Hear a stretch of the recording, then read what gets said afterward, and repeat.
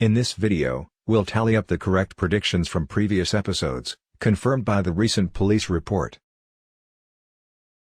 The new report on the Las Vegas shooting allows us to assess predictions presented here in the past.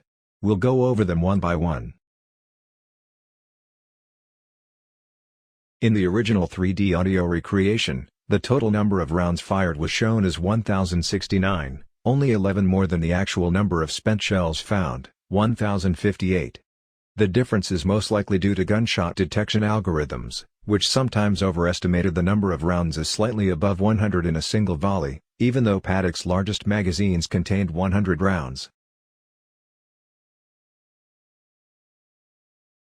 Another correct prediction was that 32-135 had been the main shooting gallery, and Paddock had switched to 32-134 only for a brief period of time, and fired only a small number of rounds from there.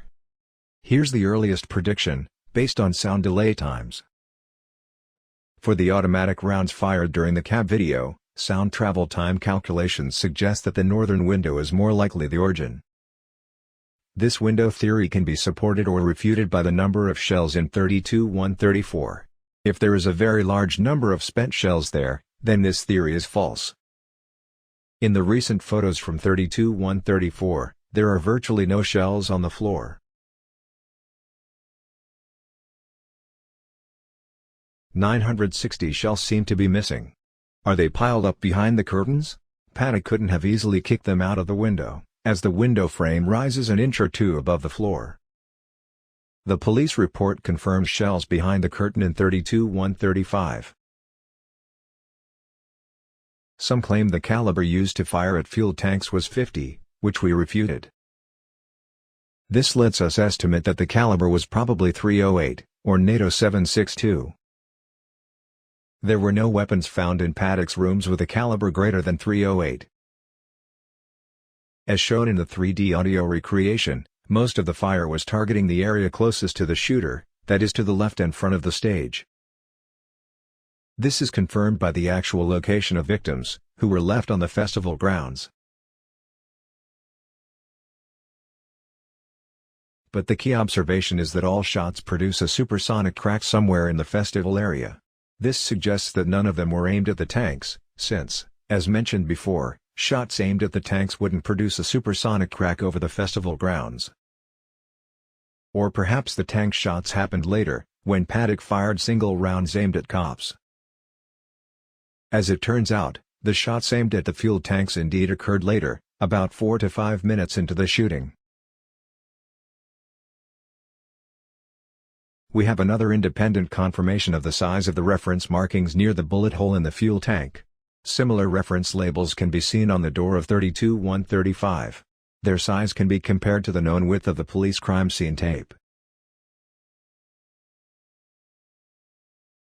We now know the exact festival area targeted by the shooter. Thus we now know that virtually all shots in the following clip hit the ground close to the stage. This confirms that the supersonic cracks can be heard beyond the bullet impact.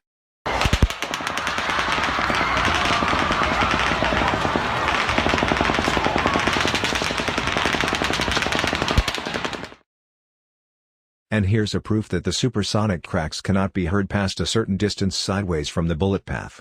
This clip was shot from the housing to the southeast, about 1,200 feet from the bullet path. The muzzle bangs are heard clearly, but there are no supersonic cracks, even though the distance to the bullet path is smaller than the distance to the shooter. Listen.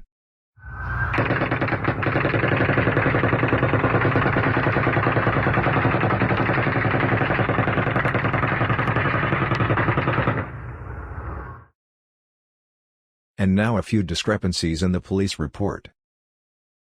On page 13, the police report claims that at the time Schuck entered the hallway, he heard 21 shots fired at the festival, after which Campos yelled at Schuck to take cover. This is incorrect. In the recordings, we hear a volley of 8 rounds directed outside, followed by a 40 seconds pause, then 22 muffled shots, which are not directed outside. Listen.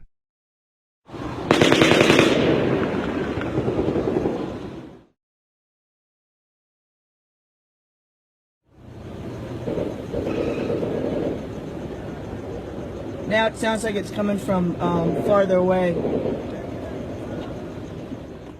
This inconsistency has existed since day one. It's a bit strange that it still lacks a clear explanation. Watch the episode called Paddocks Timeline to see an attempt to reconstruct the encounter with Shuck. On page 26, the police report says that sometime after the initial shots, around the first round of automatic gunfire, an officer saw through his binoculars the silhouette of a shooting man in a Mandalay Bay suite. The man was standing several feet away from the window. This raises two questions already discussed in previous episodes. 1. If Paddock was standing, why are there no spent shells on the chair by the window? 2. If Paddock was several feet away from the window, why are the gunfire sounds so clear in the cabbie video, as if there was a direct line of sight between the cab and the barrel?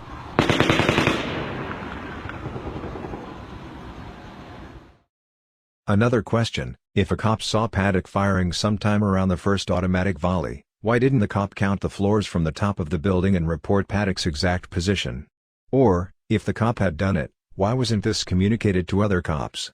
Several minutes into the shooting, many cops still didn't know the exact position. Stay down. Where's it at? North of the Mandalay Bay. It's coming out of a window.